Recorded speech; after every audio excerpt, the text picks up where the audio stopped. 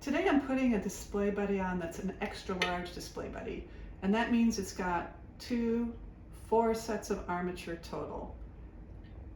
Each armature, once it comes out of the package, I position opposite each other on this 19-inch diameter platter, just because I then get even distribution of weight throughout the entire hang.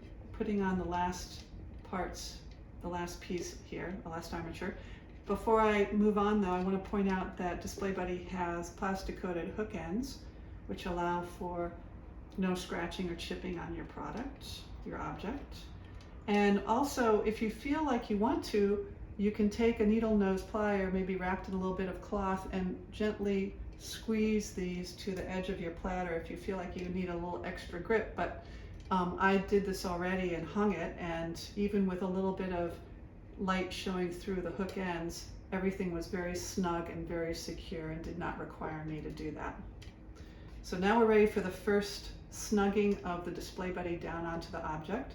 So I take the cord ends and I pull them apart, and you can see the whole thing kind of settle down against the plate, and the cord lock engages automatically and holds it. The next thing I'm going to think about is just double checking that the positioning is correct, evenly distributed throughout the entire platter. And then I'll do a second final snug down, pulling apart once again, and even manipulating the button a little bit to hold it in its most snug position. I'll take the cord ends, because I want to use this again. I can take the Display Buddy off and use the platter for food or whatever, and then I can put it back on multiple times, another feature of this product.